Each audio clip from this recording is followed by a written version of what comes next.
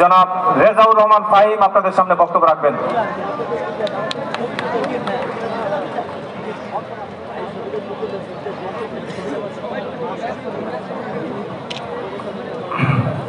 বিসমিল্লাহির রহমানির রহিম।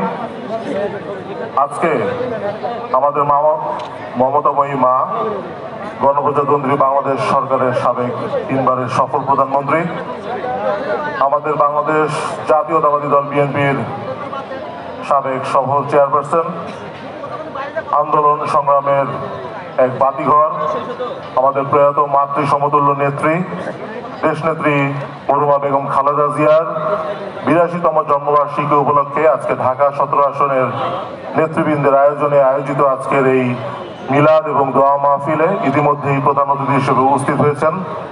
আমরা যার আদর্শকে অনুসরণ করে রাজনীতি করি, যার প্রেরণায় আমরা রাজনীতি করি, সেই শ্রদ্ধাভাজন নেতা গণপ্রজাতন্ত্রী বাংলাদেশ সরকারের মাননীয় প্রধানমন্ত্রী, বাংলাদেশ জাতীয়তাবাদী দল বিএনপির চেয়ারম্যান, আমাদের অহংকার, ঢাকা 17 আসনের মাননীয় এমপি জনাব তারেক রহমান।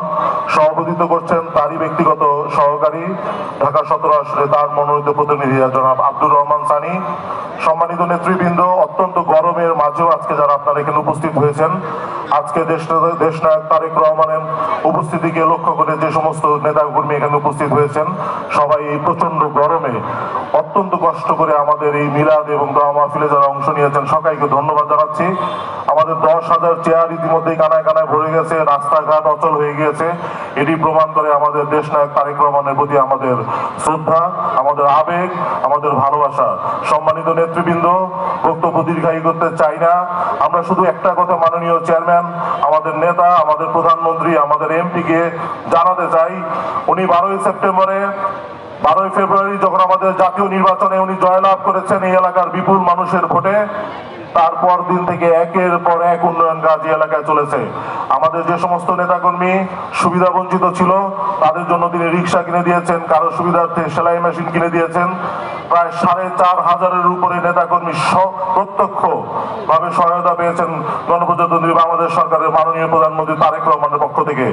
আজকেও আমার বরাবর যে লাল গেঞ্জি পরিহিত 700 লোক উপস্থিত আছেন, তাদেরকে আজকে মাননীয় প্রধানমন্ত্রী এই অঞ্চলে মিলাদের জন্য তাদেরকে আর্থিক সহায়তা দেওয়ার জন্য আজকে আপনাদেরকে আমন্ত্রণ জানিয়ে এনেছেন।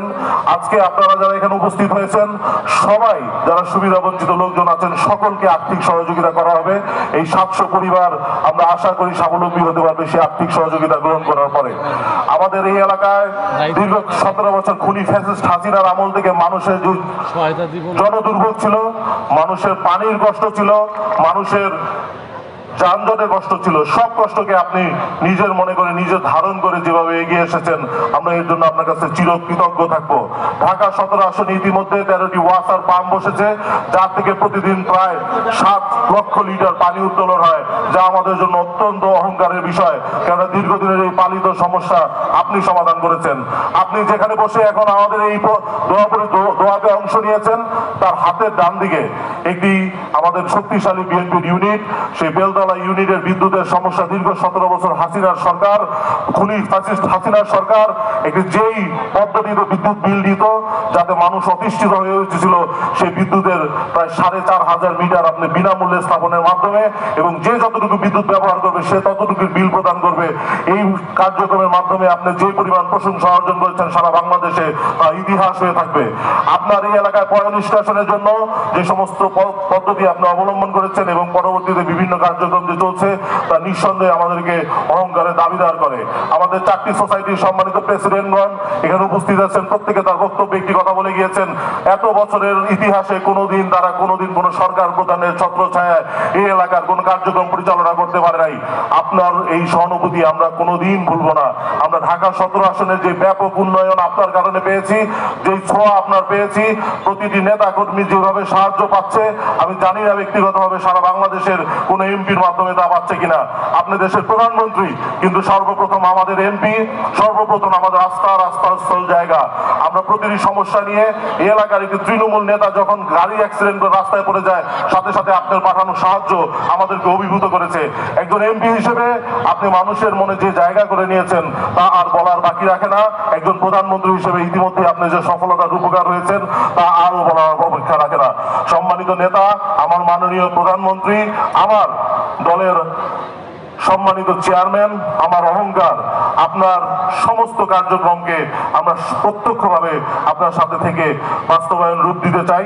আর আমাদের আজকে এই নেতাকর্মী যারা আপনার এই ডাকে সাড়া দিয়ে গুলশান, মরানি, ভাসানটে, ক্যান্টনমেন্ট এই 4টি থানা থেকে যে হাজার হাজার নেতাকর্মী, প্রায় 20,000 লোকের যে সমাগম হয়েছে, তাদের প্রত্যেককে ধন্যবাদ জানাতে চাই। এবং আমাদের এই সদর আসনকে যে আশপাশের যে 6-7টি থানা ইন্টারসেক্ট করে, এর মধ্যে হচ্ছে পাড্ডা থানা, ভাটরা থানা, খিলক্ষেত থানা, পল্লবী থানা, মিরপুর থানা, তেজগাঁ শিল্পাঞ্চল থানা, তারাও যারা বিএনপির সাথে সরাসরি সম্পৃক্ত, অনেকে আবেগের জায়গা থেকে তাদের আজকে এই অনুষ্ঠানে এসেছে, তাদেরকেও ধন্যবাদ জানাচ্ছি। আজকে আমাদের এই এলাকাবাসীর পক্ষ থেকে আপনার কাছে আমরা চিরকৃতজ্ঞ হয়ে থাকলাম। আমাদের 17 আসনের নেতৃবৃন্দকে আপনার যে বক্তব্য ধৈর্যকারে শুনেছেন, 17 আসনের 4টি থানার নেতৃবৃন্দকে যে আপনি কথা বলার সুযোগ করে দিয়েছেন, আমরা সারা জীবনের জন্য আপনার কাছে চিরকৃতজ্ঞ হয়ে রইলাম। আমরা কোনোদিন আপনার মা, আমাদের সাবেক 3বারের প্রধানমন্ত্রী, তার কথা আমরা কোনোদিন ভুলি নাই। আমরা আপনার আপন ছোট ভাই, আমাদের সেই ক্রিয়া সংগঠক আরাফাত রহমান কোকো 2 দিন আগে জন্মবার্ষিকী ছিল।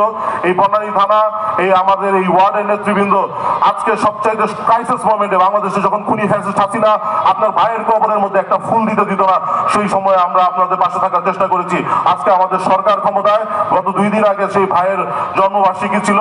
আমরা যে ব্যাপক আকারে সমাগম হয়ে সেই জন্মবার্ষিকী উদযাপন করেছি এবং আমাদের ঢাকা মহানগর বিএনপি নেতৃবৃন্দের নির্দেশে আমরা প্রত্যেকটি ওয়ার্ডে যে মিলাদ মাহফিল করেছি, তাদের যে ব্যাপক সমাগম হয়েছে, তার জন্য সকলকে ধন্যবাদ জানাচ্ছি। মাননীয় প্রধানমন্ত্রী, বক্তব্য দীর্ঘায়িত করতে চাই না, আপনার কাছে একটি অনুরোধ, আমরা আপনাকে প্রধানমন্ত্রী হিসেবে পেয়ে অত্যন্ত আনন্দিত।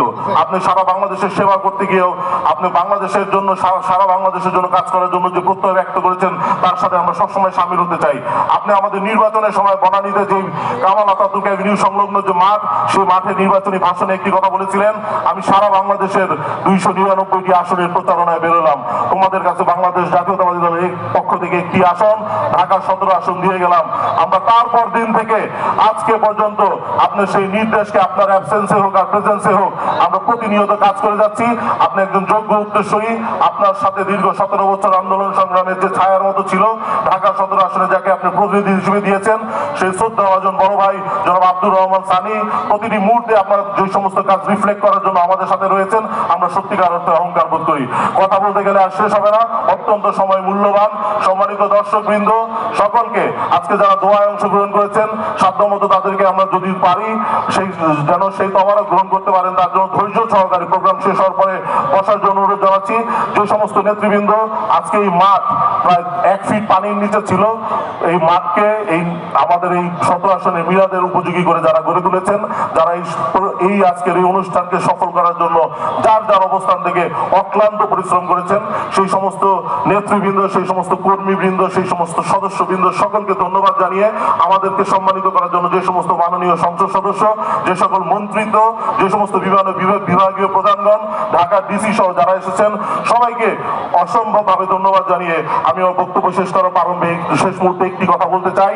আপনারা জানেন 12ই ফেব্রুয়ারি নির্বাচনের আগে এই অঞ্চলে একজন প্রতিনিধি যিনি নির্বাচন করতে এসেছিলেন আমার তারেক রহমানের বিরুদ্ধে, যদিও এটি নির্বাচনী জনসভা নয়, দোয়া মাহফিল, তারপর একটি কথা না বলে থাকতে পারি না, সেই অসভ্য, সেই মশারি বাবা যাকে যে একটি ভোট চাইতে গেলে মাত্র 50 টাকা দামের একটি মশারি দিয়ে তারেক রহমানের নামে, জিয়া পরিবারের নামে কুৎসা রটনার চেষ্টা করত, হয়তো তারেক রহমান সেই ধৈর্য সহকারে সেই জিনিস সহ্য করে গিয়েছে। আমরা হুঙ্কার করে বলতে চাই, আগামীতে যদি কোনো নির্বাচন আসে, আগামীতে যদি তারেক রহমানের বিরুদ্ধে কোনো সংগঠন কথা বলে, আমি আমার পথ থাকুক আর না থাকুক, আমি জেলে থাকি না বাইরে থাকি, এই মাটির থেকে 17 আসনের মাটির থেকে বেরোতে দিব না। রাজি সবাই?